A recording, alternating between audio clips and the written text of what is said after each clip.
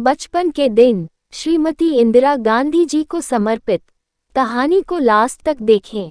मैंने अपने बचपन के दिनों को अपने मन में हमेशा दो भागों में बांटा है। एक वे जो मैंने पुराने आनंद भवन में बिताए, जो अब स्वराज भवन कहलाता है, और दूसरे नए आनंद भवन में बिताए हुए दिन। विस्तृत क्षेत्र में फैला हमारा पुराना घर बहुत भव्य था। अनगिनत चचेरे भाई बहन और रिश्तेदार सदा हमारे साथ रहते थे।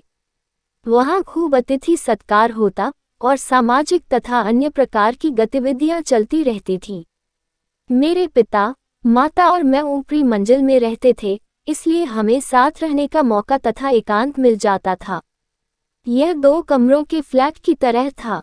उसमें पुस्तकालय और बैठक की तरह प्रयोग किया जाने वाला एक बड़ा कमरा और उससे जुड़ा एक लंबा चौड़ा शयन कक्ष था।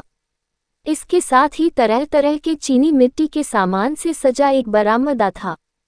दोस्तों से मिलना, पढ़ना, सोना इत्यादि हमारी समस्त गतिविधियों का केंद्र कमरा न होकर अक्सर बरामदा ही होता था। कमरों के दोनों ओर खुली छत थी। दौड़ भाग में मजा लेने वाले बच्चों के लिए तो वह जगह स्वर्ग के समान थी।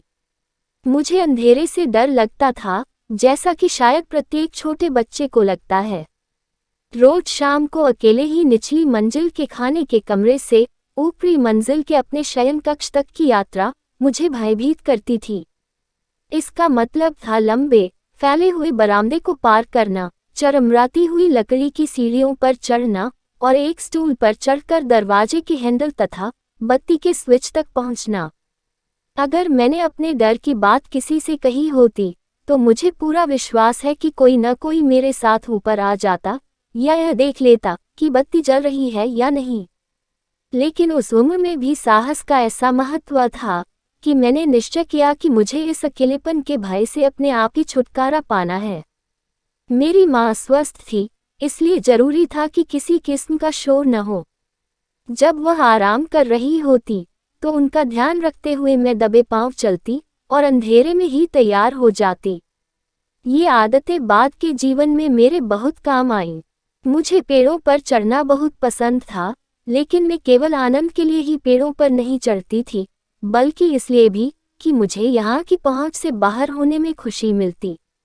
मैं अक्सर लड़कों वाले कपड़े पहनती थी और दादू मुझे अपना पोता कहते थे। वे मुझे बकरी भी कहते थे, क्योंकि मुझे हरी चीजें खाना पसंद था और मैं हमेशा सड़क को छोड़ सीधे पहाड़ियों पर हाथ पैर के बल चढ़ जाती थी। उन दिनों मनोरंजन आज की तुलना में ज़्यादा आसान होता था। हम ऐसे बगीचों में पिकनिक मनाने के लिए जाते, जो अपने विशेष आमों के लिए प्रसिद्ध थे।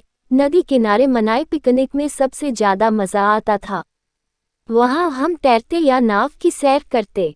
नदी किनारे बना सिझावन देवता का पुराना मंदिर हमारा मनपसंद स्थान था। वहाँ बहुत सारे मगरमच्छ थे। एक अन्य स्थान करजन ब्रिज था, जहाँ से सूर्यास्त का दृश्य अपूर्व होता था। बगीचा और छत मेरे मनपसंद स्थान थे, लेकिन मुझे पुस्तकालय तथा किताब पढ़ने से पहले उसे महसूस करना और देखना भी अच्छा लगता था। मेरे पिता का पुस्तकालय ऊपरी मंजिल पर था। निचली मंजिल पर दादा का पुस्तकालय था। यह मेरे लिए वर्जित स्थान था, लेकिन फिर भी मैं वहां घुस जाती थी। वह ज्यादातर कानून के भारी भरकम ग्रंथों से भरा हुआ था। मैं खिलौने की ज्यादा शौकीन नहीं थी। शुरू में मेरा मनपसंद खिलौना एक भालू था, जो उस पुरानी कहावत की याद दिलाता है कि दया से कोई मर भी सकता है, क्योंकि प्यार के कारण मैंने उसे नहलाया था और अपनी आंटी के चेहरे पर लगाने वाली नई और महंगी फ्रेंच क्रीम को उस पर थोप दिया था।